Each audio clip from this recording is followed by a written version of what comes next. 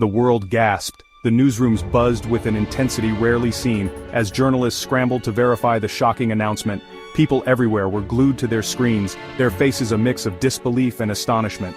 Former President Trump, known for his bold pronouncements, had outdone himself.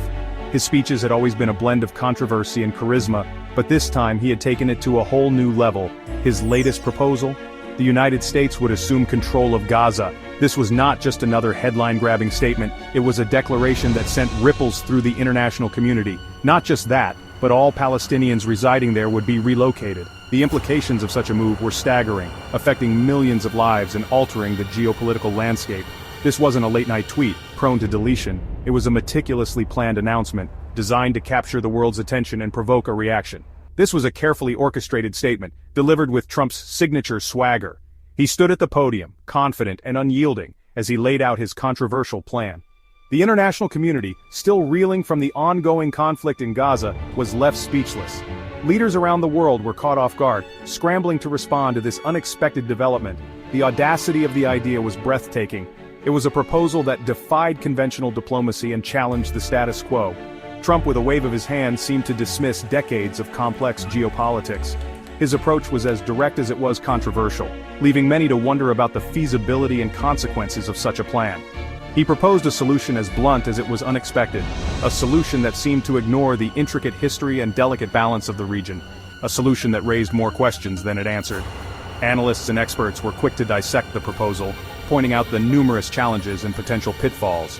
Was this a genuine attempt at peacemaking, or was it a strategic move to shift the focus and gain political leverage, or a cynical ploy for attention on the world stage? The media frenzy that followed was intense, with cameras flashing and reporters clamoring for answers. As the initial shock subsided, a wave of analysis, condemnation, and fear began to spread across the globe. Protests erupted, debates raged, and the world watched closely, waiting to see what would happen next. Trump's plan, as he laid it out, was simple, even simplistic.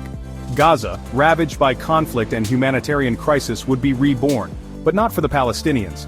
He envisioned a glittering Riviera of the Middle East, a beacon of luxury and tourism. The Palestinians, he argued, would be given the opportunity to relocate to neighboring countries. He spoke vaguely of these countries welcoming them with humanitarian hearts and offering them a brighter future.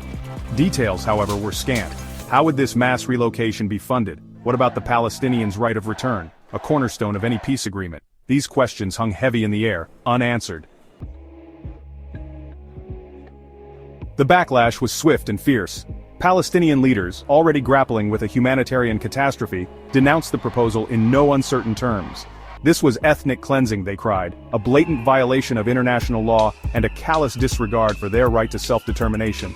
The international community echoed their outrage. From the hallowed halls of the United Nations to the capitals of Europe, condemnation poured in. Human rights organizations labeled the plan unconscionable and morally reprehensible. Even staunch allies of the United States expressed their deep reservations, questioning the legality and feasibility of such a move. Section 4. A legal minefield. Navigating international law and human rights. Trump's proposal seemed to fly in the face of established international law. The forced relocation of a civilian population, particularly on such a massive scale, is strictly prohibited under the Geneva Conventions. Legal experts were quick to point out the numerous violations inherent in the plan. The right to nationality, the prohibition of arbitrary displacement, and the principle of self-determination were all under threat. Challenges were certain to arise in both domestic and international courts. The United States, once a beacon of human rights and the rule of law, risked becoming a pariah on the world stage. Section 5. The abyss of displacement, echoes of the Nakba. For many Palestinians, Trump's proposal brought back painful memories of the 1948 Nakba, or catastrophe. The mass displacement of Palestinians during Israel's creation remained a raw wound, a stark reminder of their dispossession. The prospect of another forced exodus filled them with dread. The right of return to their ancestral lands enshrined in UN resolutions seemed to be slipping further away. The trauma of displacement, of being uprooted from their homes and scattered across the region, cast a long shadow over the Palestinian psyche. Section 6. A tangled web. Regional reactions and the future of Palestinian autonomy. Reactions from neighboring countries were mixed. While some nations expressed solidarity with the Palestinian cause, Others were more cautious, weighing their own national interests and geopolitical strategies. Egypt and Jordan, already hosting large Palestinian populations, balked at the idea of absorbing hundreds of thousands more. The influx of additional refugees would strain their already overburdened infrastructure and social services. Their resources were stretched thin, and the political implications of such a move were fraught with uncertainty. The potential for increased domestic unrest and the challenge of integrating new arrivals posed significant risks. Saudi Arabia, a key U.S. ally, remained silent, carefully weighing its options. The kingdom's leadership was acutely aware of the delicate balance they needed to maintain between supporting Palestinian aspirations and preserving their strategic alliance with the United States. The Gulf states, while sympathetic to the Palestinian cause, were also wary of alienating the United States. Their economic and security ties with the U.S. played a crucial role in their cautious approach. The future of Palestinian autonomy, already tenuous, hung in the balance. The internal divisions within the Palestinian leadership further complicated the situation, making it difficult to present a united front.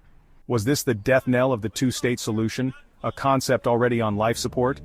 The international community watched closely, aware that the decisions made in the coming months could reshape the Middle Eastern political landscape for years to come.